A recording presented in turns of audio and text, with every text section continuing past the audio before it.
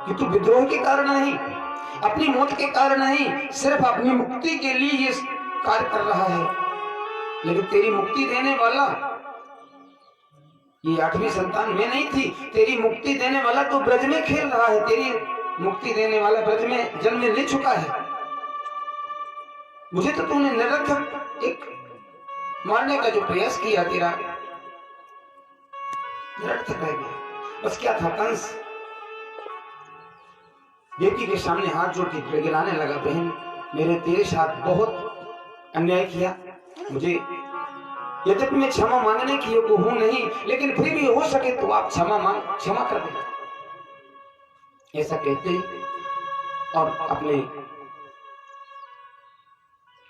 राज्य सिंहासन की ओर चल गया और वहां अपने जो अनुचर थे उन सब अनुयायियों को बुलाया और योजना बनाने लगा कि ब्रज में जितने बालक आज से 6 महीने पहले जन्मे हैं उन सबको मारना है। इसकी योजना उसने तैयार की। और इधर बाबा नंद के यहाँ, अब देखिए बाबा नंद के यहाँ किसी को ये जानकारी नहीं कि लाला हुआ कि लाली हुई। मैया यशोदा भी योग निद्रा में मग्न थी और सबसे पहले बाबा नंद की बहन जिनका नाम था सुनंदा जो तो उनको तो एक एक दिन वर्ष के समान बीत रहा था, क्योंकि यशोदा गर्भवती। मैया यशोदा के पास गई, मैया यशोदा योग निद्रा में मग्न है और जाकर के देखा तो बालक बगल में खेल रहा है। सुनंदा ने उस बालक को उठाया, अपने हृदय से लगा लिया, देखा बालक है, गदगद हो गए। भाभी उठो, तेरे भाग जाग गए। यशोदा उठी, यशोदा ने लिया, चुम्बन किया। धीरे धीरे करके सारे ब्रज में, सारे गोकुल में ये खबर फैल गई। भगवान कृष्ण के जातक आदि संस्कार होने की तैयारियां बाबा नंद करने लगे। अपने आचार्य को बुलाया, सतानंद जी को, गर्गाचार्य जी को बुलाया और बुला करके जातक संस्कार करे। और बाबा गर्गाचार्य जी आए, उन्होंने कहा भैया इनका संस्कार एकांत में करेंगे, क्योंकि कंस बहुत दुष्ट है और दीवालों के भी कान होते हैं। खबर एक एक जगह पर उसके दूत छाए हुए। गौशाला में गए और गौशाला में जाकर के और भगवान कृष्ण का जातक संस्कार की तैयारी हुई। सुखदेव जी कहते हैं कि परीक्षित कि काले स्नान शौचाभ्याम, समय अनुसार स्नान पवित्रताया बाबा नंद ने की और जातक संस्कार उनका संपन्न हुआ। और जातक संस्कार संपन्न होने के बाद बाबा नंद ने दान देना प्रारंभ। जो भी अतिथि, जितना सारा का सारा ब्रजमंडल वहां भगवान के उस जातक संस्कार में जन्मोत्सव सम्मिलित था और उन्होंने दोनों हाथ खोल दिए। सारे जो भंडार थे उन सबको खोल दिया और बाबा नंद के हाथ में जो कुछ भी आया वो दान में देना प्रारंभ। सुखदेव जी कहते हैं कि याचिका नाती याचको नैव याचन्ते। और जो मांगने आए थे, जितने वहां आए थे, जो मांगने थे वाले थे वो, और जो ब्रजवासी थे वो भगवान की उस बधाई को लेने के लिए सबने हाथ फैला दिए। बोले याचिका नैव याचन्ते बोधयन्ति ग्रहे ग्रहे। सुखदेव जी ने लिखा कि याचिका नैव याचन्ते बोधयन्ति ग्रहे ग्रहे। जो याचक थे, जो भिखारी थे, नंद बाबा ने इतना दान दिया कि उनको दोबारा किसी के यहाँ मांगने न जाना पड़े। बोले याचिका नैव याचन्ते बोधयन्ति ग्रहे ग्रहे। लेकिन जो याचक थे उनने क्या किया? बोले दीयताम दीयताम नित्यो। जिसको मिला उसने भी अपने पास नहीं रखा, क्योंकि अब सारा ब्रजमंडल ये कह रहा था कि आज नंद बाबा की नहीं, मैया यशोदा की नहीं, सारी ब्रज रानियों के बालक हुआ है। सारे ब्रज के जितने गोप हैं सबके घर में बालक हुआ है। सब अपना बालक मान करके दीयताम दीयताम नित्यो अतातुर गति रीदसी, जिसने भी पाया उसने भी नहीं रखा और उसने भी दे दिया। इधर बाबा तुलसीदास जी ने लिखा है कि जब भगवान रामचंद्र जी का अवतार हुआ तो वहां भी यही स्थिति आई थी कि सर्वसदान दीन सब काहू और जे पावा राखा नहीं ताहू, जिसने भी पाया उसने भी नहीं रखा।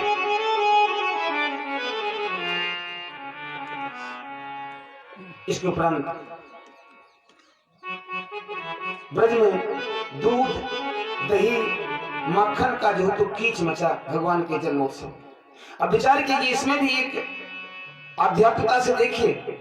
दूध का रंग होता है श्वेत, दही का रंग होता है श्वेत, मक्खन का रंग होता है श्वेत, और श्वेत भरने ही भगवान को प्रिय। और वो क्यों कि जो सत्य है, सत्य का स्वरूप, सत्य का जो वर्ण है वो श्वेत वर्ण है। और भगवान सत्य व्रतम सत्य परम त्रिसत्यम, सत्यात्मक है भगवान नारायण। और आज सत्य स्वरूप भगवान को वह सत्य रूप जो सत्य का जो वर्ण श्वेत है वह प्रिय है। इस प्रकार से दधि क्षीर घृताम्र भी दूध दही और मक्खन आदि का जो तो कीच मचाया गया, ब्रज में भगवान की उत्सव मनाया गया। इसके बाद भगवान की लीला सबसे पहले पूतना से प्रारंभ हुई। कन्हैया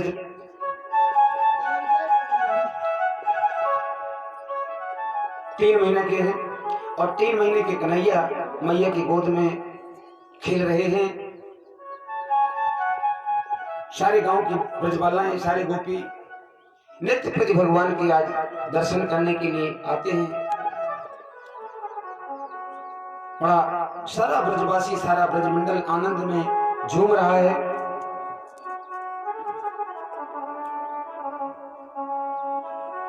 तो आज सबको ऐसा लग रहा है कि भगवान की इस छटा को देख करके एक क्षण के लिए हम अलग ना हो पाए। छटा तेरी देवी लोक में नारी, और उस छटा को देख करके सारा ब्रजवासी, सारा ब्रजमंडल झूम रहा है।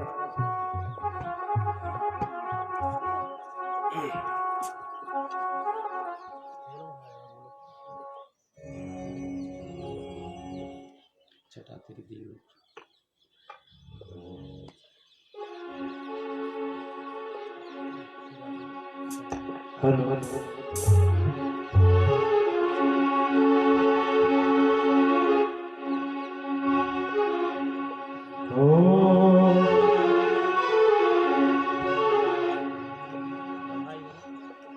छटा तेरी देवी।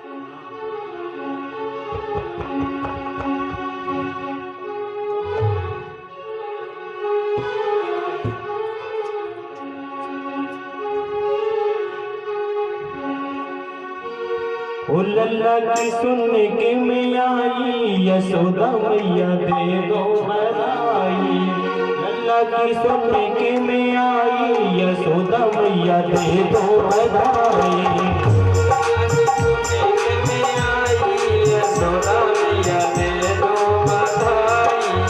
लल्ला की सुन के में आई यशोदा मैया दे दो बधाई।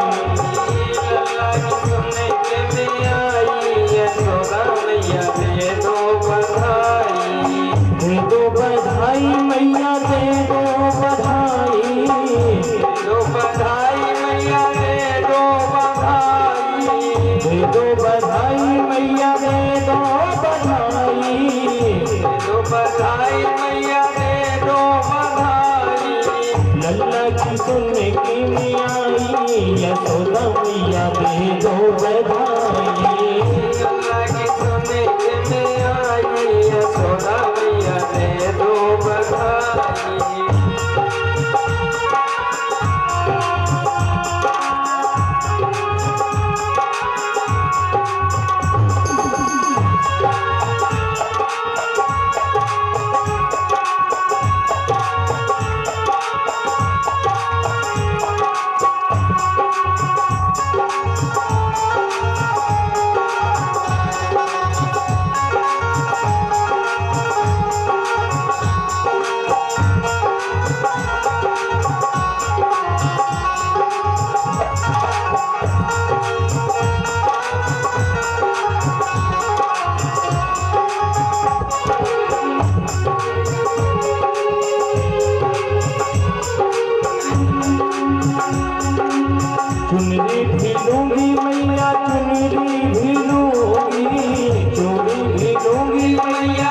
चुनरी भी लूंगी, चुनरी भी लूंगी मैया चुनरी भी लूंगी, चुनरी भी लूंगी मैया चुनरी भी लूंगी।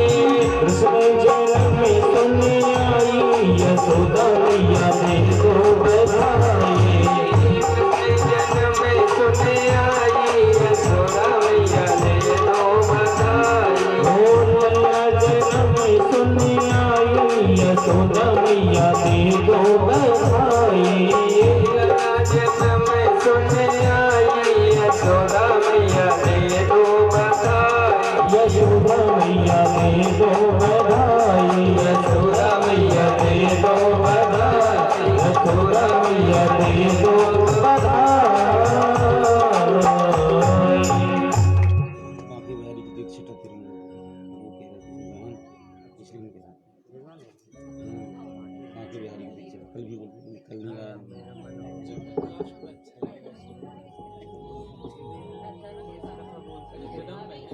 चलो ठीक है छठा तेरी लोग से नहीं आ रही है गोवर्धन वाला वो तो प्रसंग आया हरे बोले कृष्णचंद्र भगवान की जय। सुखदेव जी कहते हैं परीक्षित 3 महीने के भगवान कृष्ण सारा ब्रजमंडल भगवान के दर्शन करने से छटना नहीं चाहता।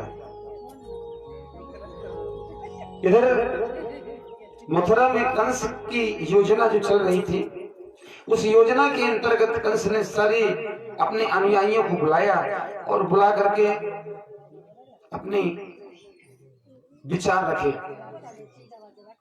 पूतना भी उस सभा में उस गोष्ठी में सम्मिलित थी। सबसे पहला काम पूतना को सौंपा गया। पूतना, इतने वर्षों से तुम भाई और बहन यहाँ रह रहे हो और आज तक न तो तुम्हारे लिए कोई कार्य आया न तुम्हारे भाई के लिए। अघासुर और पूतना ये दोनों सगे भाई बहन थे। भैया बताओ कैसा? कंस ने कहा बहन बस ये जो काम है सिर्फ और सिर्फ तुम कर सकते हो। बोले ब्रज में जाना है और आज से 6 महीने पहले के जितने भी बालक हैं उन सबको कालकूट जहर से पिला करके मारना, क्योंकि ये तो जानकारी नहीं है कि कन्हैया अर्थात मेरे मारने वाला जो मेरा शत्रु है वो कहाँ है, इसलिए सारे ब्रजमंडल के सारे बालकों को मारो। पूतना यहां से चली। जैसे ही गोकुल के मध्य पहुंची तो विचार किया कि वहां सारा ब्रजमंडल सारा गोकुल सतर्कता से भरा हुआ है और कोई भी अनजाने पुरुष को वहां प्रवेश तक नहीं मिलता। क्या करना चाहिए?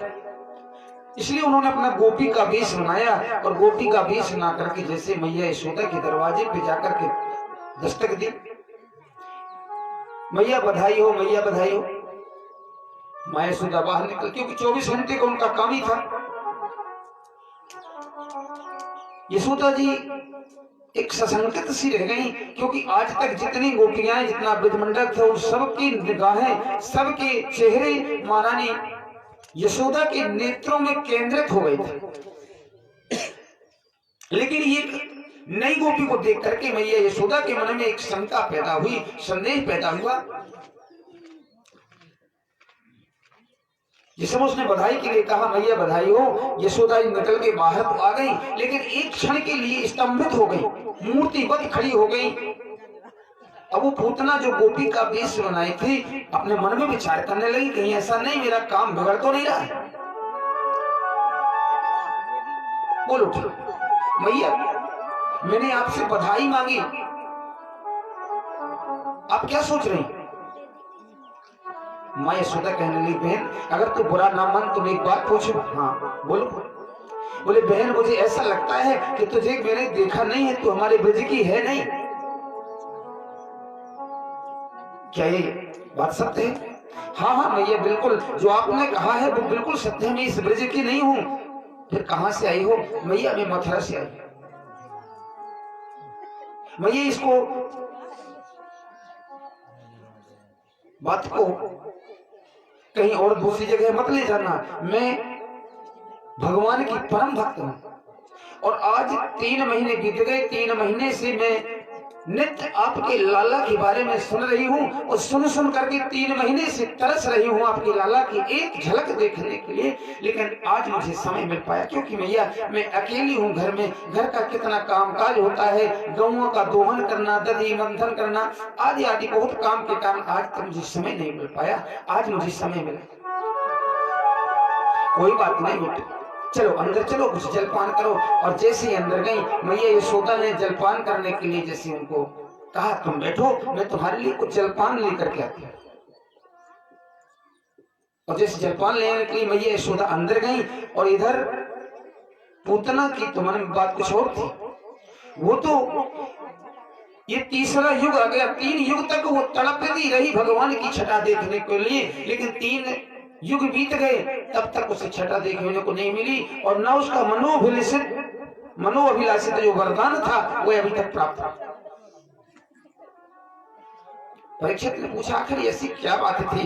महाराज सुखदेव जी ने बताया, बोले आज की बात नहीं है, इसकी लगन तो सतयुग से लगी है। जब भगवान ने वामन अवतार रखा था, वामन अवतार जिस समय रखा तो महाराज बलि की बेटी जिसका नाम था रत्नमाला, और जैसे उस 52 अंगुल के स्वरूप को महारानी रत्नमाला ने देखा तो रत्नमाला का हृदय गदगद हो गया और अपने मन में ही उन्होंने भगवान से कहा कि हे प्रभु, ऐसी छटा, ऐसा बालक अगर मुझे अपनी गोद में बैठा करके स्तनपान कराने का अगर अवसर मिल जाए तो मेरा जीवन धन्य हो जाए। पर मुंह से निकाला नहीं रत्नमाला ने, इधर भगवान ने भी मुंह से नहीं निकाला और उसने मांगा और भगवान ने दे दिया, तथास्तु कह दिया।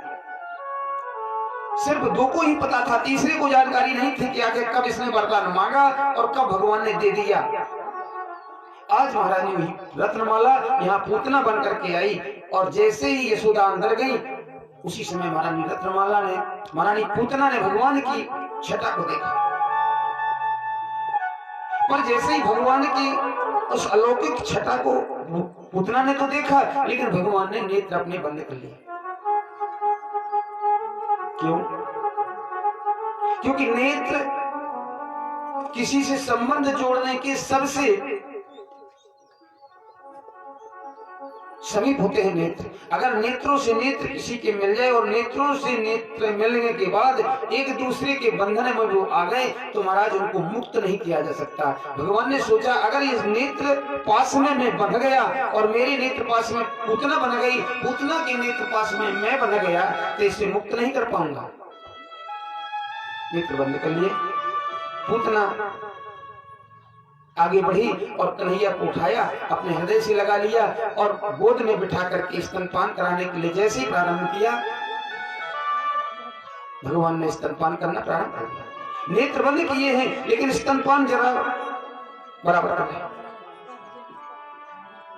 और स्तनपान करते करते भगवान अपनी लीला दिखाने लगे। और जब लीला दिखाने लगे तो वह छटपटाने लगी और बोली भगवान कि सामुंच मुंचालमिति प्रभाषिणी। मुंच मुंच अर्थात छोड़ दो, सामुंच मुंचालमिति प्रभाषिणी निष्पीडमानाखिल जीव वर्मणि। छोड़ दो ऐसे चिल्लाती चिल्लाती और निष्पीड माना अखिल जीव वर्मणि। और उसका प्राणांत, ये प्राणांत हुआ तो वो अपने वास्तविक रूप में आ गई।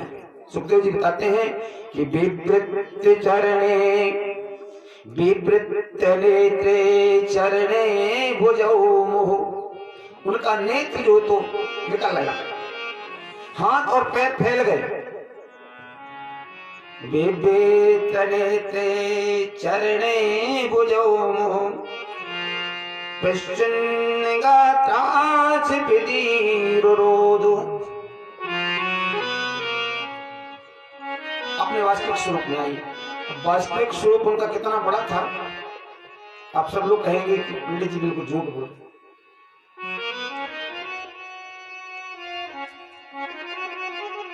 उनकी जो लंबाई थी 6 कोस की थी। 6 कोस मतलब 18 किलोमीटर की उनकी लंबाई, और 12-12 किलोमीटर के उनके दोनों पैर थे। ऐसा महाराज व्यास जी ने लिखा है अपनी लिखनी में, तो वो बताना पड़ रहा है, और है भी, ऐसा नहीं है। 12-12 किलोमीटर के उनके दोनों पैर थे, और 6-6 किलोमीटर के उनके दोनों हाथ थे, अर्थात 2-2 कोस के दोनों हाथ थे, तो एक कोस 3 किलोमीटर का होता।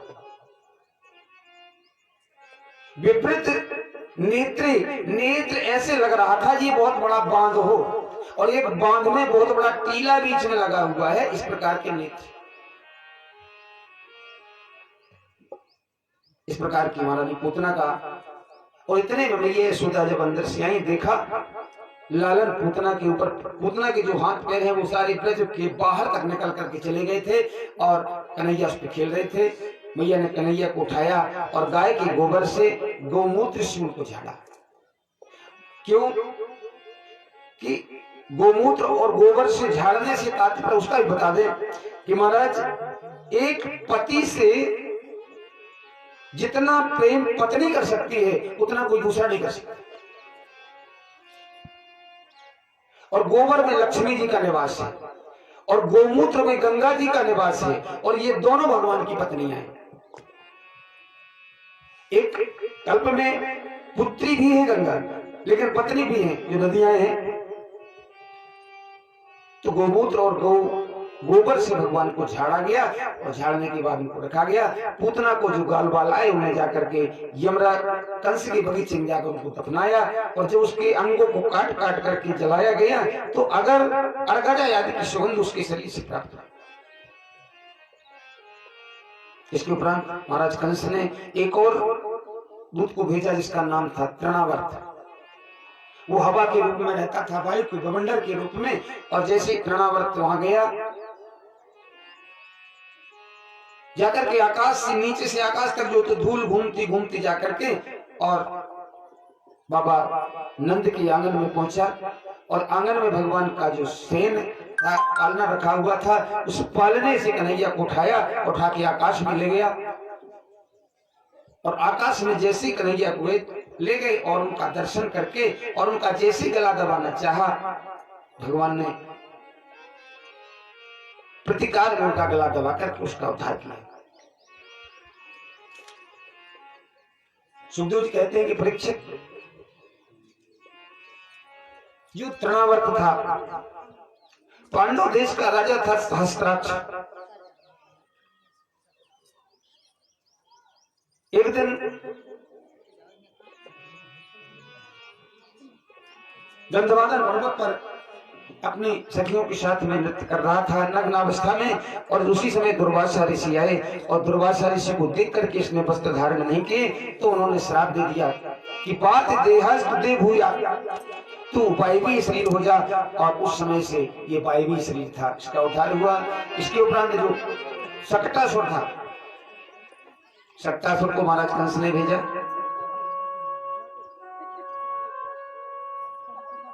मैया यशोदा ने अब आंगन में उस तृणावर्त के डर से महाराज छाया में रखा, एक परछाई थी, उसके ऊपर एक सकट जो गाड़ी होती है छोटी गाड़ी, उस गाड़ी को टांग दिया गया था, और गाड़ी के ऊपर जो तो मटके आगे रखे हुए थे उस मटके में जाकर के सक्टासुर बैठ गए।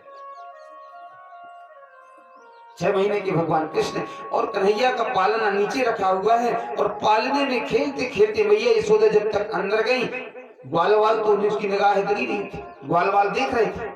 कन्हैया खेलते खेलते ऐसे छलांग लगाई कि महाराज उनके दाहिने पैर का अंगूठा जाके उस सकट में लगा, और सकट आकर के सीधे उन्हीं के ऊपर उलट गया।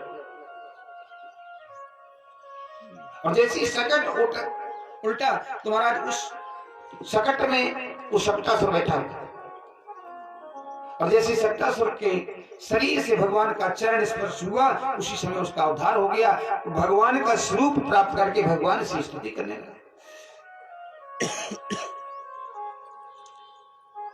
ये वो बाल बाल देख रहे थे, इतने में मैया आई। अरे बेटा, ये सकट गिर गया इतना बड़ा। तुरंत जाकर के कन्हैया को देखा, कन्हैया को कहीं चोट तो नहीं आई, कन्हैया तो खेल रहे थे। ग्वाल ने बताया, बोले मैया ये सकट अपने से नहीं, ये कन्हैया ने गिराया है।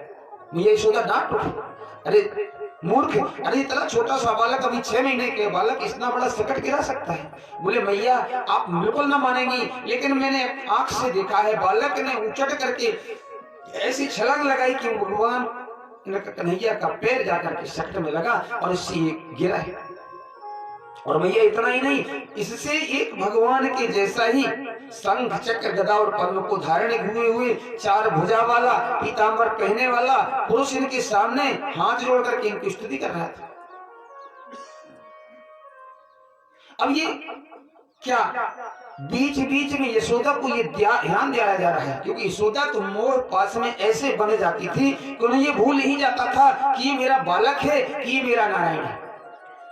तो बीच बीच में कन्हैया ऐसी लीला दिखा कर उसको याद दिलाते, यशोदा को ध्यान गया, अरे ये तो वही परमात्मा है जिस परमात्मा का मैंने यजन किया था, तपस्या की थी, और भगवान ने मुझे और प्रश्नी और सुतपा प्रजापति ने और इधर द्रोण और धरा ने एक साथ तपस्या की थी, और दोनों ने एक जैसा वरदान मांगा कि हे प्रभु मैं आपको चाहता हूं पुत्र रूप। भगवान ने कहा भाई एक साथ में 2 लोगों के यहाँ अवतार तो नहीं ले सकता, हाँ इतना जरूर है कि एक के यहाँ अवतार लूंगा और एक के यहाँ अपना बाल्यावस्था बिताऊंगा। यशोदा जी को ध्यान आया गया और उन्होंने तुरंत बालक उठाया। परीक्षित ने पूछा, प्रभु ये सकटासुर को जो ये देह मिली ये किसके श्राप से? सुखदेव जी बताते हैं कि परीक्षित एक बार महाराज लोमस ऋषि का आश्रम में, और ये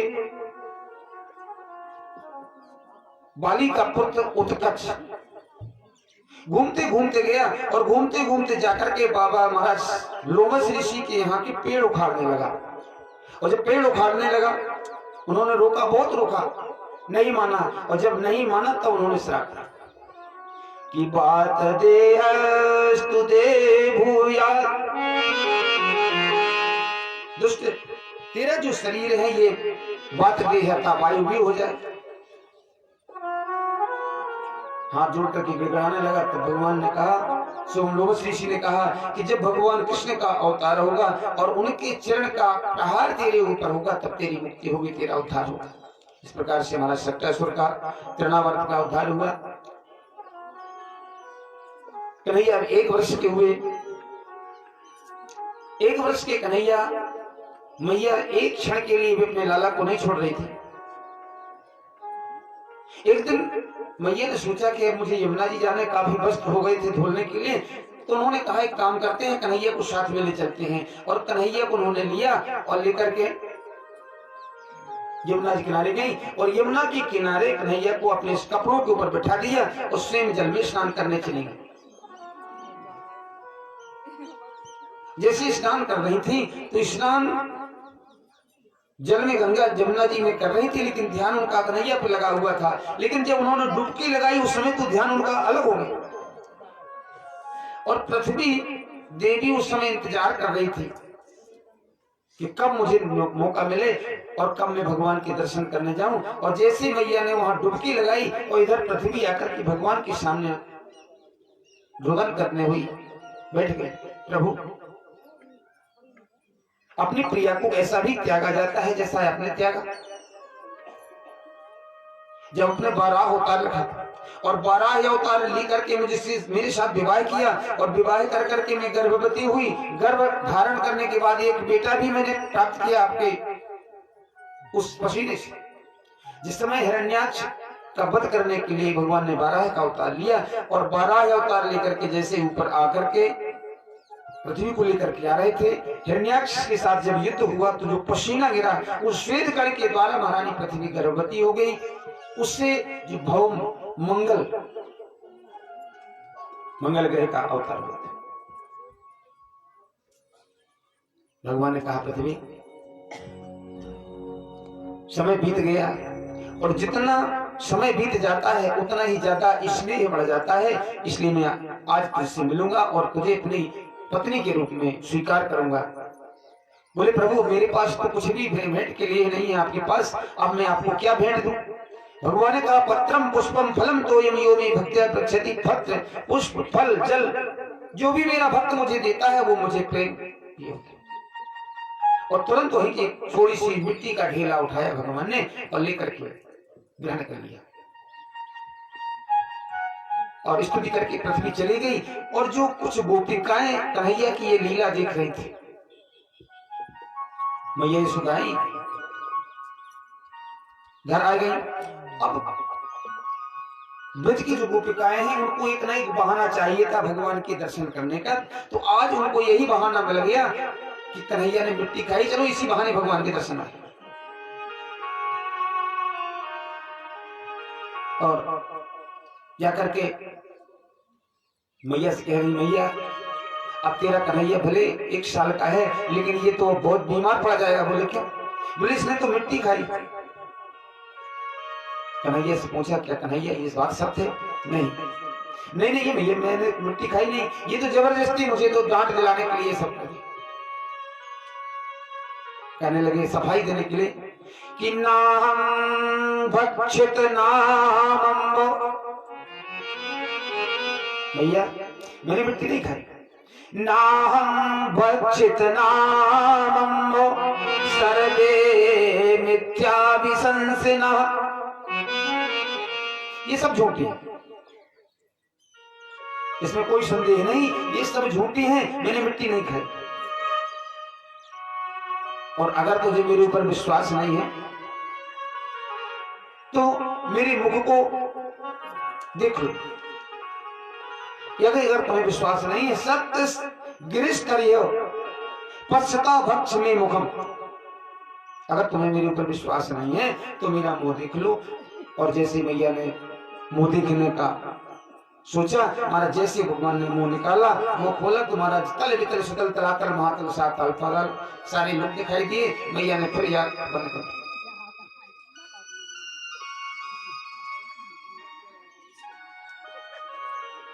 कन्हैया को, ये बार बार मैया को याद दिलाने के लिए भगवान ये सब लीलाएं कर रहे थे।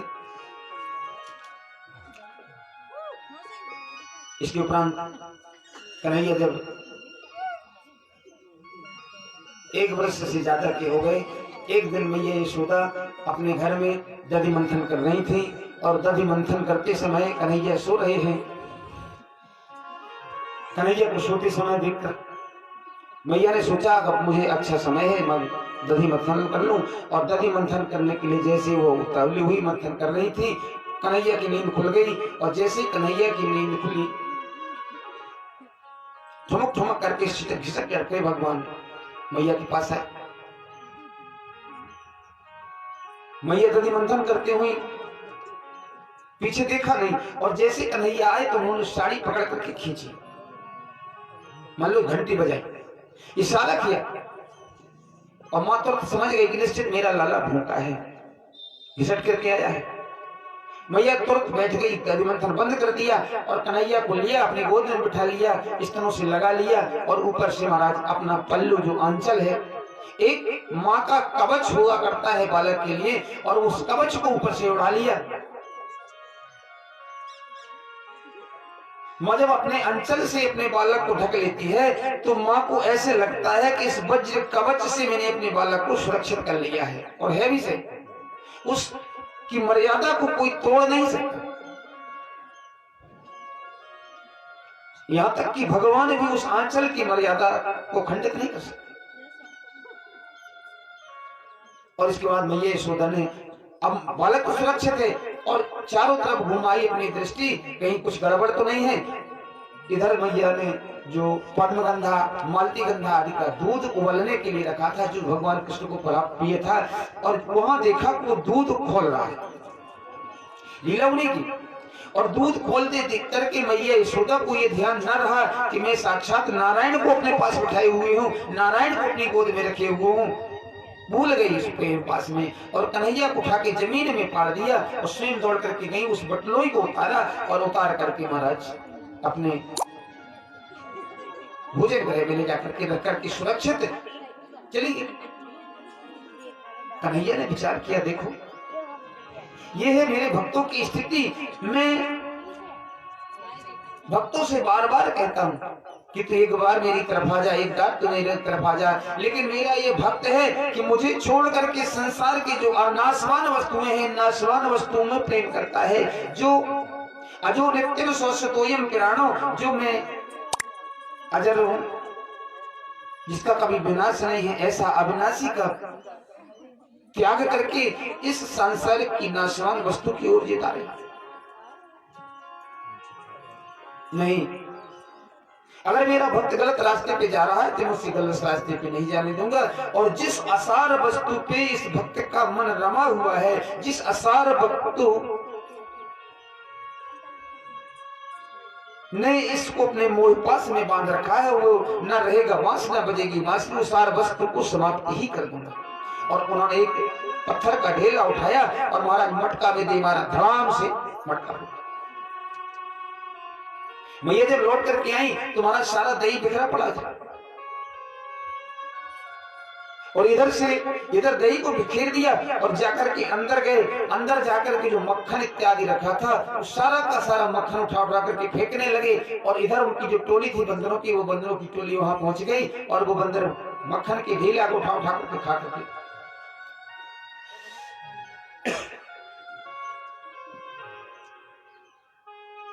मैया यशोदा पीछे पीछे जब गई, कन्हैया ये क्या कर रहा है? कुछ नहीं मैया, ये बंदर चारों तरफ से मुझे आवाज लगा रहे थे, खाना तो भूखे हैं, तो मैंने ये निकाल के दे दिया। किसी प्रकार से छोटा सा बालक है, डांट करके लौटा करके ले आई। एक दिन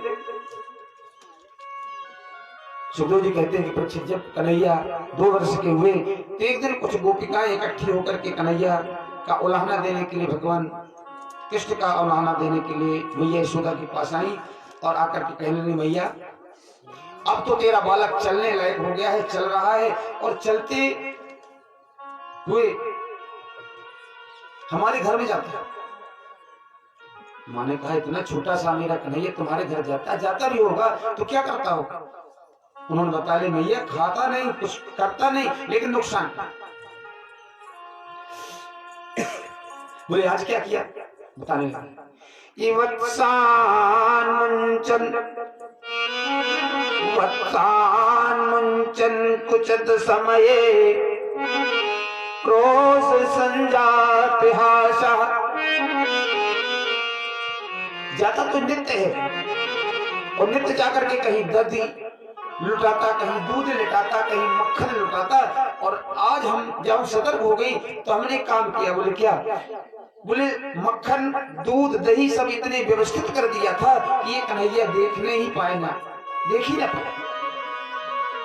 बोले फिर क्या कि जब कुछ था ही नहीं मैदान में, सब सुरक्षित था, फिर कन्हैया ने क्या किया? बोले उन्होंने बताया, वत्सान मुंचन। बोले जब कुछ नहीं मिला तो इसको नुकसान करना था। वत्सान मुंचे, जो हमारे बछड़े थे गौओं के, उन बछड़ों को छोड़ दिया, सारा दूध पी गए। ये कौन सी बड़ी बात है? बोले बछड़ों ने दूध पिया तो बछड़ों ने अपनी माँ का दूध पिया। बोले इतना ही नहीं, क्रोध संजात हास, क्रोध में आकर के मटकान भोक्षंत, महाराज जो मटके थे दूध दही रखने वाले, उन मटकों को भी इसने तोड़ दिया।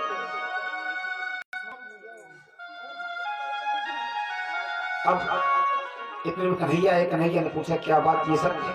नहीं नहीं भैया, बिल्कुल मैंने कुछ की नहीं, ये सब झूठ मूठ हमें डांट रही। किसी प्रकार समझा बुझा करके मैया ने उनको तो अलग किया। एक दिन मैया यशोदा किसी काम में लगी हुई थी, कन्हैया पालने में सो रहा था, और मैया यशोदा जैसे भैया कन्हैया को पालने में जाकर के कहीं मेरा लाला उठ ना गया हो, भूख न लगी हो, ये विचार करके जैसे वहां गई, और वहां कन्हैया नहीं था। और कन्हैया जब यहाँ गए तो रसोई गृह में जाकर के देखा तो वहां जो ग्वाल थे, वो ग्वाल छात और पैर केवल खड़े हुए थे, उनके ऊपर कन्हैया चढ़ करके मक्खन खा रहा।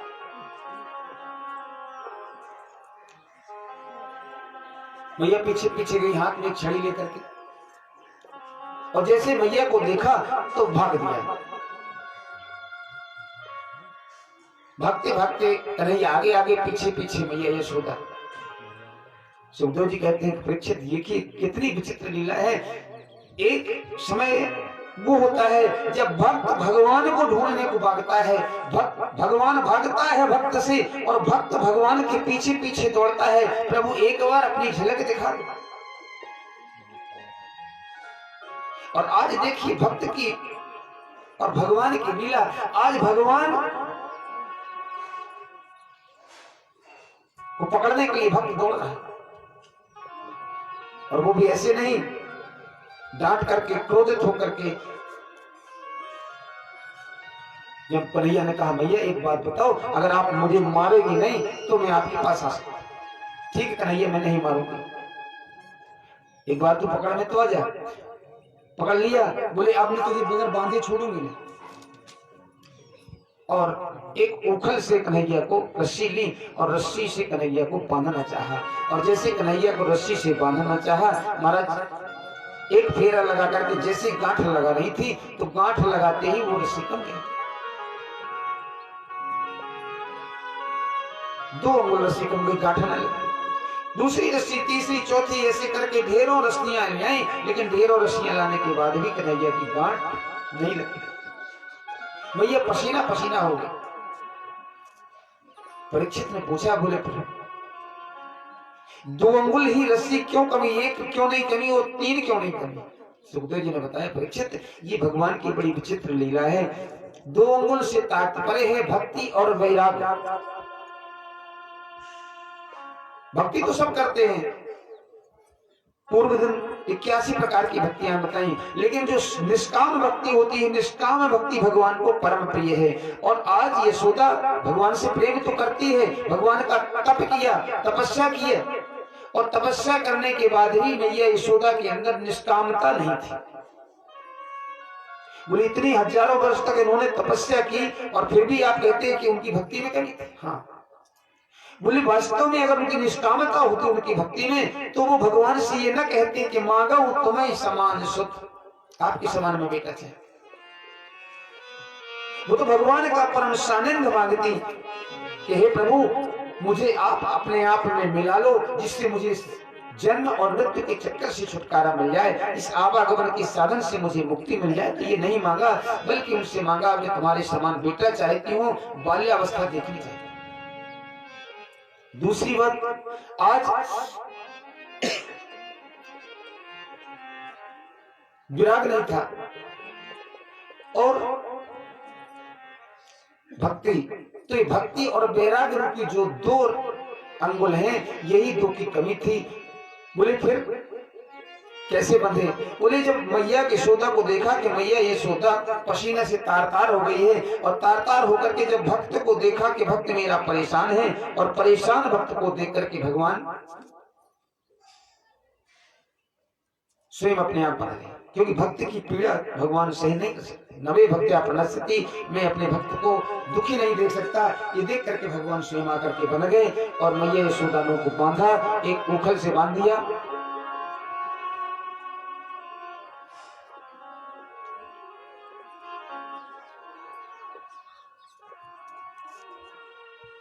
और अपने कार्य में लग गई। तो जो उखल में बांधा, और उखल में बांधने के बाद मैया यशोदा जब अपने काम में लगी, तो उस उखल सहित जो तो घसीटना प्रारंभ किया, और घसीटते घसीटते 2 अर्जुन के पेड़ थे, उन 2 अर्जुन के पेड़ के बीच से कन्हैया ने गए और उस उखल को बीच में बिठा करके, और जैसे यूं झटका मारा, झटका मारते ही महाराज वो दोनों अर्जुन के पेड़े धराशायी हो गए। सुखदेव जी कहते हैं कि परीक्षित, और उन पेड़ों से महाराज जो कुबेर के जो 2 पुत्र थे, नलकूबर और मणिग्रीव, भगवान के सामने आए और भगवान की हाथ जोड़ के स्तुति करने लगे। ये सब ग्वालवाल ये सब स्थिति देख रहे थे, और मैया यशोदा जब अपने कार्य से मुक्त होकर के आई और आकर के देखा,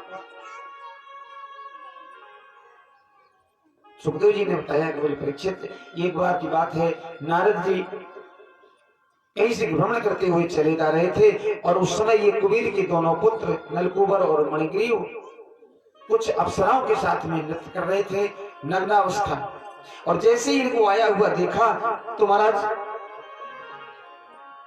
उन अप्सराओं ने तो वस्त्र धारण कर लिए, लेकिन नलकूबर और मणिग्रीव उसी प्रकार से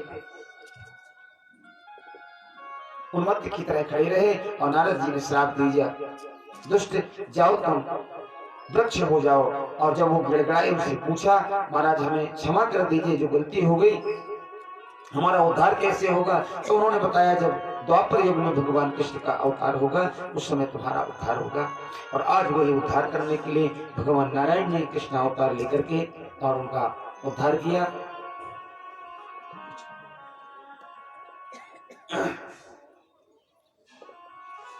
इस प्रकार अनेक भगवान की जो बाल लीलाएं हैं, उनकी साक्षात शेषनाग जी भी अगर कहना चाहे तो नहीं कह सकते, इतनी बाल लीलाएं। एक दिन आज भी ब्रज में कोई ऐसा दिन बाकी नहीं है जिस दिन भगवान की लीला का और उत्सव न मनाया जाता है। किसी दिन पालने में पढ़ने का उत्सव, किसी दिन खेलने का उत्सव, किसी दिन माखन चोरी का उत्सव, किसी दिन ऐसे करके एक एक करके नित्य कोई ऐसा दिन बाकी नहीं जिस दिन उत्सव नहीं मनाया जाता। ऐसी अनेक बाल लीलाएं को से अपने ब्रजवासियों को मुग्ध करते हुए लीलाएं कर रहे थे।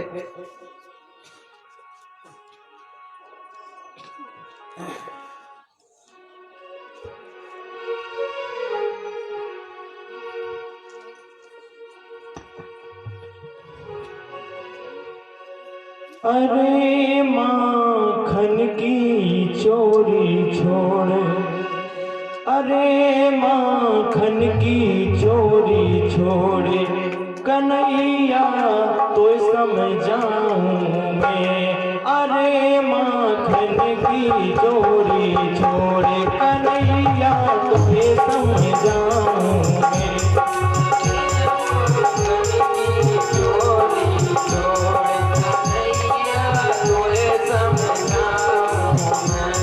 अरे माखन की चोरी छोड़, कन्हैया तो समझाऊं मैं। अरे माखन की चोरी छोड़, कन्हैया तो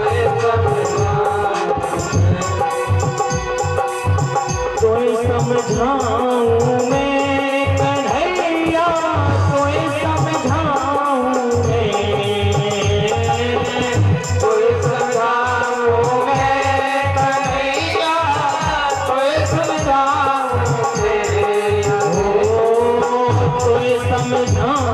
समझाऊं मैं कन्हैया तो समझाऊं मैं। समझाऊं मैं कन्हैया तो समझाऊं मैं। अरे माखन की चोरी छोड़, कन्हैया तो समझाऊं मैं। अरे माखन की चोरी छोड़, कन्हैया तो समझाऊं मैं।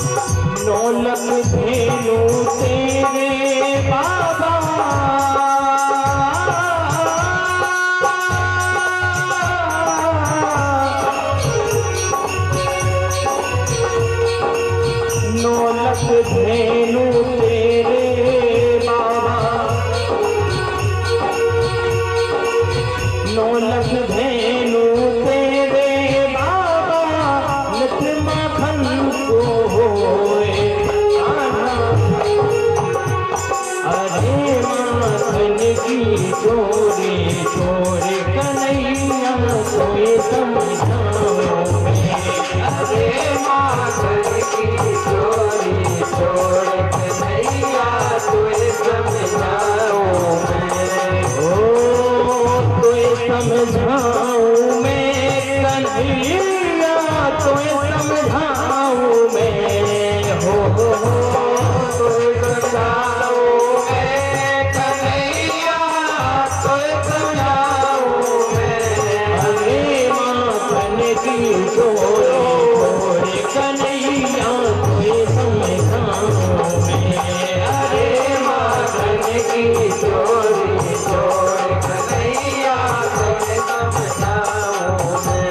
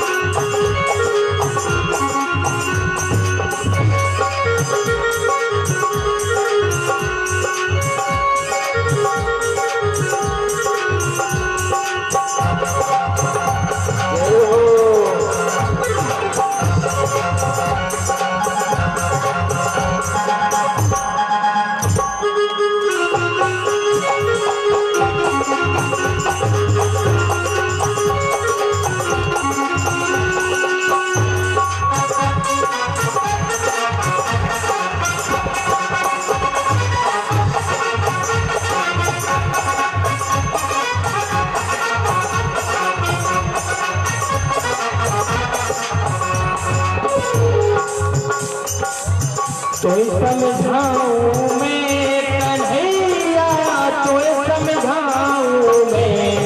हो तोय समझाऊं मैं कन्हैया तोय समझाऊं मैं। तोय समझाऊं मैं कन्हैया तोय समझाऊं मैं। ला ला ला तोय समझाऊं मैं कन्हैया तोय समझाऊं मैं। अरे माखन की चोरी चोरी कन्हैया तोय समझाऊं मैं। अरे माखन की चोरी चोरी कन्हैया तोय समझाऊं मैं।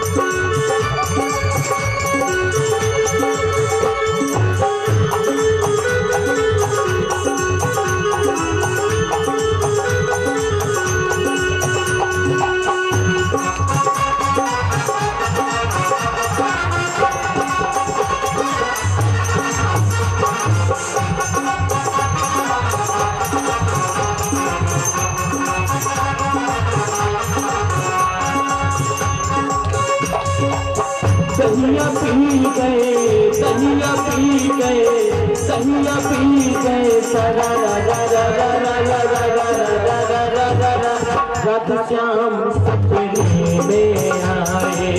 राधा श्याम सपने में आए। राधा श्याम सपने में आए। राधा श्याम सपने में आए। दहिया पी गए दहिया पी गए सरा रा रा रा रा रा रा रा रा रा रा रा सपने में आए। सपने में आए।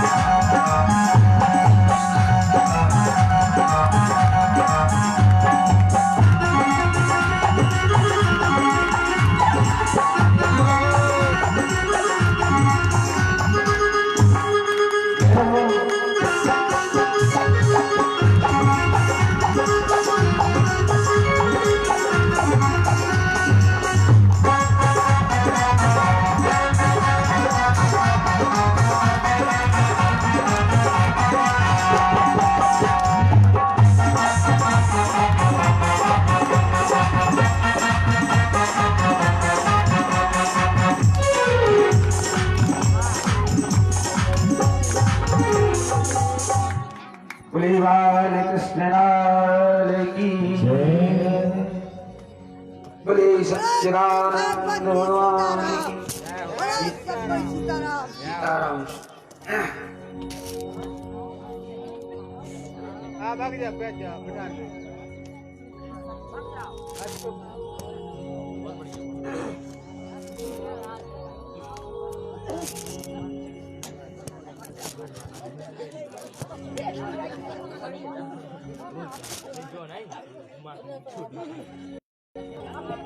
हरि ओम।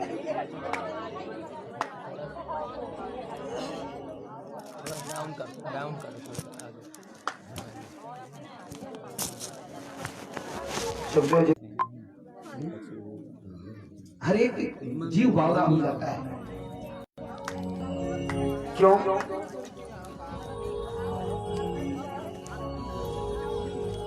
ये जीव की तो सच्ची लगन, वास्तविक लगन उस परमात्मा से है। और जब इस जीवात्मा की लगन परमात्मा से होती है तो दुनिया की नजरों में तो ये लगता है कि ये बावरा है, लेकिन वास्तव में वो तो सिर्फ अपने उस प्रभु को चाहता है। आज एक ऐसी ही घटना ब्रज में हुई। क्या?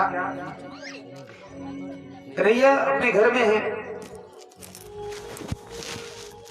विचार करिए, नंद बाबा के यहाँ कोई गणना नहीं थी, कितनी गाय थी, कितना दूध, कितना मक्खन होता था, लेकिन फिर भी चोरी करके वो खाते थे। कन्हैया अपने घर के अंदर बैठे हुए हैं, एक फल बेचने वाली आवाज लगाई, और जैसे ही आवाज उसने लगाई और कन्हैया ने अंदर से दौड़ लगाई। एक भक्त को पाने के लिए, एक परमात्मा को पाने के लिए जैसे भक्त दौड़ता है, तो हमारा परमात्मा भी उससे कम चाह नहीं है अपने भक्त को पाने की। भगवान भी चाहते हैं कि कदाचित मेरा सच्चा भक्त अगर एक मिल जाए तो मैं पकड़ दिखात नहीं है ना अच्छे से, उसको पाकर के अपने आप में गदगद हो जाए। एक कथा बताते हैं लक्ष्मण स्तोत्र में। एक बार भगवान राम जब लंका से विजय प्राप्त करके के अपने अयोध्या में थे, और अयोध्या में रहकर एक दिन लक्ष्मण जी कहने लगे, प्रभु मैंने कितने निशाचरों का नाश किया है और अपने आप में मुझे गिलानी है, तो मुझे ऐसा लगता है कि मैं तीर्थ यात्रा करूं, कुछ मेरे पाप घट जाएंगे। भगवान ने कहा बड़ी अच्छी बात है भाई, तीर्थ जाने से कौन रोक देगा। और भगवान ने तुरंत वशिष्ठ जी के पास गए और महाराज से अपना मुहूर्त निकाला। और जब मुहूर्त निकला तो नवरात्रि की अष्टमी तिथि को रात्रि के 2 बजे का मुहूर्त निकला। लक्ष्मण से कहा कि 2 बजे का मुहूर्त है, तो लक्ष्मण तुम्हें उसके पहले तुम्हें 12 बजे जाना चाहिए, और 12 बजे जाकर के और सरजू मैया में स्नान करना, और स्नान कर करके आके अपनी तैयारी सब तुम्हारी निश्चित रहेगी, और ठीक 2 बजे तुम घर से प्रस्थान कर देना। इसके लिए तुम्हें 2 घंटे पूर्व सरजू मैया के स्नान करने को और सरजू मैया से आदेश लेने के लिए जाना पड़ा। लक्ष्मण जी गए। जब लक्ष्मण जी वहां गए तो वहां तो इतनी भीड़ थी सरजू मैया। सोचा अब क्या करें, एक तरफ पुरुष स्नान कर रहे थे और एक तरफ देवियां स्नान कर रही थी। लक्ष्मण जी को स्नान करने को जगह नहीं मिली। खड़े खड़े बहुत देर बीत गई। लक्ष्मण जी लौट के आ गए। बोले भैया आज तो ऐसा लग रहा है जैसे कोई बड़ा महापर्व हो और सरजू मैया के किसी भी घाट में मुझे स्नान करने का अवसर नहीं मिला। अब गुरु जी से कोई दूसरा मुहूर्त निकलवाती। दूसरा मुहूर्त निकला और दूसरे मुहूर्त एक सहज दिन में, जब कोई पर्व नहीं था, ऐसे दिन में मुहूर्त निकाला गया। और जैसे उस मुहूर्त में भी सवेरे 5 बजे का मुहूर्त निकला तो बोले लक्ष्मण अब तुम्हें 2 घंटे पहले अर्थात तुम्हें 3 बजे स्नान करने जाना होगा। तो महाराज लक्ष्मण जी 3 बजे गए और जब 3 बजे गए तब भी सरयू मैया के दोनों किनारे खचाखच भरे हुए। पूरा दृश्य देख, बोले अब तो देखना है इनको क्या क्या रहता है।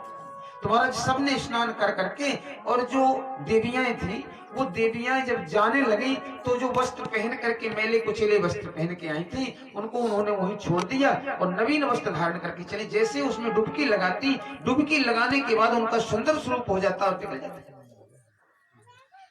इन सब के बाद एक ऐसा काला कलूटा पुरुष आया और देखते देखते वो आया, दौड़ करके उसने सरयू मैया में डुबकी लगाई, और जब डुबकी लगाई तो उसके जो मेले कुचेले कपड़े थे वो सब उसी में बह गए, और वह गौरांग स्वरूप में होकर के बढ़िया स्वच्छ श्वेत वर्ण के वस्त्र पहन करके और बाहर निकला और चला गया। लक्ष्मण जी आए, भगवान से कहने लगे प्रभु बड़ी विचित्र लीला है सरयू मैया की। उस समय तो मैंने मान लिया कि ये नवरात्रि का पर्व है, लेकिन आज तो कोई पर्व नहीं था। भगवान मुस्कुराने लगे, बोले लक्ष्मण सारे तीर्थ सब कुछ यहीं पे। बोले वो कौन थे? बोले लक्ष्मण से बताया। बोले लक्ष्मण जो वो स्त्रियां थी वो देव अप्सराएं थी, और वो अप्सराएं यहाँ स्नान करने आई। देवता यहाँ सरयू मैया में स्नान करते आते, और जो काला कलूटा पुरुष था वो प्रयागराज था। प्रयागराज में सारे जन संसार जो तो अपने पाप जाकर के धुल देता है, और जब संसार के पाप वह प्रयागराज धुलता है तो वह भी अपने पाप धोने के लिए सरयू मैया में आते हैं, और यहां आकर के वह शुभ हो जाते। बोले प्रभु उसके पाप तो सरयू मैया में धुल गए, और सरयू मैया के पाप? बोले सरयू मैया की पाप जो मेरा परम भक्त होता है, जब मेरा एक भक्त सरयू मैया में स्नान कर लेता है तो 1 वर्ष के लिए हमारी सरयू शुद्ध हो जाती। तो भगवान भी ऐसे निर्मल भक्त को ढूंढते हैं कि अगर कोई मेरा एक भक्त मिल जाए तो भगवान को उससे ताकत मिलती है, और भगवान उसके दर्शन करके कृतार्थ हो जाते। ये भगवान की बात। तो जैसे भगवान अंदर से बाहर निकले उस भक्त को देखने के लिए, और वो भक्त भी भगवान को देखने के लिए फल बेचने के लिए आई। फल ले लो, फल ले लो। जैसे दरवाजे पर आई, इधर कन्हैया अंदर से आए, और जैसे ही कन्हैया ने उस फल बेचने वाली को देखा, फल बेचने वाली ने कन्हैया को देखा, तो महाराज कन्हैया और फल बेचने वाली की आंखों के तार जुड़ गए। सुबह से लेकर के महाराज 12 बज गए, 12 बजे तक ना तो उस फल बेचने वाली ने पलक झपकी और ना कन्हैया ने पलक झपके। फल बेचने वाली धूप में खड़ी थी महाराज, उसके शरीर से पसीना में सारा शरीर भीग रहा था। इधर कन्हैया खड़े खड़े दिख रहे थे। इतने में मैया यशोदा आई। मैया यशोदा ने देखा ये कैसी विचित्र लीला है भगवान की। कन्हैया तुझे तो सुबह से भूख लग जाती, तो सवेरे से माखन मिश्री चाहिए थी, और आज इतना समय हो गया तुझे भूख नहीं? अरे फल लेने वाली क्या तू बावरी हो गई जो कि तू तो परेशान है और मेरे कन्हैया को भी भूखा परेशान कर रही। उसको ध्यान आ गया, और तुरंत उसने फल की डलिया उतारी और रख ली। कन्हैया आगे जाकर उन्होंने हाथ फैला दिए, और जैसे हमारे प्रभु ने हाथ, आज विचार करिए जो संसार का दाना संसार को देने वाला है, आज वो स्वयं एक भक्त के सामने अपना हाथ फैलाए। उस फल बेचने वाली को तो सुध-बुध ही नहीं, और वो एक एक करके उसने फल रखना प्रारंभ किए। सारे के सारे फल कन्हैया के हाथ में आ गए। कन्हैया ने वो सारे के सारे फल लिए और अंदर चले गए, और जब अंदर जाकर के कुछ जौ के दाने लेकर के आए और उसकी झोली में डाल दी, उसकी टोकरी में डाल दी। इससे आध्यात्मिकता से देखिए कि जब भक्त अपना सर्वस्व भगवान को समर्पित कर देता है, तुलसीदास जी ने कहा कि सबके ममता ताग बटोरी पद बांधो नहीं बरडोरी। संसार का जितना भी विषय वासनाएं हैं उन सबको अपने ममता रूपी डोरी से बांध करके जब वह मुझे सौंप देता है तो उसका दायित्व फिर मेरा हो जाता है। उसको कैसे चलाना है, कैसे, और मैं भी उसको अपना सर्वस्व समर्पित कर देता हूं। यहां तक कि मैं अपना ये ध्यान नहीं देता कि मुझे कुछ बचा कि नहीं। जिस समय सुदामा भगवान से मिलने गए और भगवान से जब मिलने के लिए गए तो 3 मुट्ठी चावल कहीं से उनकी पत्नी सुशीला मांग के लाई और वो जब लेकर के यहां से चले, रास्ते में एक गंगा के किनारे, गोमती के किनारे उनका जब चलते चलते जब विप्र के दुख उठे, जब पांव जब उनके पैर दुखने लगे तो महाराज एक घास का जो ढेर था उसमें जाकर के सो गए, लेट गए। पर परमात्मा कहते हैं कि साधवो हृदय मह्यम साधु नाम हृदय, हम भक्तों के हृदय में मैं रहता हूं। और भगवान ने उनको उस योग माया के द्वारा उठा करके अपने दरवाजे पे रखा, द्वारकापुरी में रखा, और जैसे अंदर उनका प्रवेश हुआ तो भगवान ने स्वयं नीचे बैठ करके सुदामा को ऊपर बिठाया और ऊपर बिठा करके पैर धोए। पैर धोने के उपरांत महाराज जो पोटली ये ले गए थे तो ये तो छिपा रहे थे, वो भी उसका कारण। फिर भी भगवान ने उस पोटली को लिया और एक मुट्ठी खा करके एक लोक का राज्य दे दिया, दूसरी मुट्ठी खा करके दूसरे लोक का अर्थात अपना वैकुंठ लोक जब देना चाह रहे थे तो महाराज ने लक्ष्मी जी लोक लिया। प्रभु भक्त में ऐसे बह गए आप कि आपको भक्त के देने समय अब ये भी ध्यान नहीं है कि आप रहेंगे तो रहे कहां। अर्थात परमात्मा अपने भक्त को, अपने निर्मल भक्त को देख करके फिर भगवान को भी अपनी शुद्ध बुद्धि बुझ जाती है। उसी प्रकार से हमारे भक्त का और भगवान का एक ही स्वभाव है। हमारा भक्त भी जब भगवान की उस लीलाओं का अनुसरण करता है तो वह भी बावरा हो जाता है। कपिल देव जी ने माधव धूत से कहा, माँ शतान प्रसंगान मम वीर संवेदो भवन्ति हृत कर्णे रसायना कथा। मैया शतान प्रसंगान मम वीर समदो, मेरी जो कथाएं हैं इनका जो नित्य अनवरत रूप से जिनका श्रवण करता है तो शतान प्रसंगान मम वीर समदो भवन्ति हृत कर्ण रसायना कथा। मेरे इन रसायन को, इस औषधि को जब अपने श्रवण रंध्रों से अपने हृदयांगत वह करता है तो महाराज उस संसार के रोगों से मुक्त हो जाता है। आज वही दशा महाराज फल बेचने वाली की भी, और भगवान ने उसको जौ के दाने लिए, वो ले जाकर के घर चली गई और घर जाकर के देखा तो उसमें हीरे जवाहरात इत्यादि सब कुछ भरा हुआ था। इतनी अलौकिक लीलाएं ब्रज की। अब कन्हैया कुछ बड़े हुए, मैया से कहने लगे, मैया अब मैं बड़ा हो गया हूं, अब नंद बाबा के कुछ काम में हाथ बटाऊं। नहीं नहीं लाला, अभी तूने 3 वर्ष के कन्हैया थे। बोले मैया अब मैं बछड़े चराने के लिए दाऊ भैया की शादी जाऊंगा। कन्हैया की बात को कोई रोक तो सकता नहीं था और कन्हैया दाऊ भैया के साथ में बछड़े चलाने के लिए चल दिए। 1 दिन 2 दिन 4 दिन कई दिन हो गए। एक दिन कन्हैया बछड़े चराने के लिए गए, बछड़े चरने लगे। कन्हैया ने एक गोष्ठी बनाई, क्योंकि घर से नाश्ता बांध के ले जाते थे और वहां जाकर के सब मिल करके एक दूसरे में बांट के खाते थे।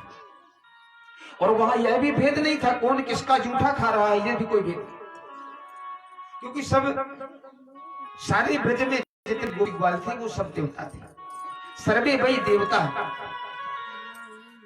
अब इधर से ब्रह्मा जी को जब ये जानकारी लगी कि सुना है कि ब्रह्म का परात्पर ब्रह्म का अवतार हो गया, देखने गए। जब देखा तो कन्हैया एक दूसरे के जूठन खा रहे थे, एक दूसरे के सब पानी। ब्रह्मा जी ने कहा ऐसा ब्रह्मा हो ही नहीं सकता, भगवान हो ही नहीं सकता, परात्पर ब्रह्म हो ही नहीं सकता। परीक्षा लेना चाहिए। और परीक्षा लेने के लिए महाराज ब्रह्मा ने क्या किया कि महाराज जहां वो बछड़े चले रहे थे उन सारे बछड़ों को इकट्ठा किया और एक जो बहुत बड़ी गुफा थी उस गुफा में बंद कर दिया। बहुत बड़ी चट्टान बाहर से जो टिका दी और आकाशमारी से देखने लगी। अब देखिए ये ब्रह्म अपने बछड़े कैसे लाता है। कन्हैया सब देख रहे थे अपनी योग माया से। कुछ देर के बाद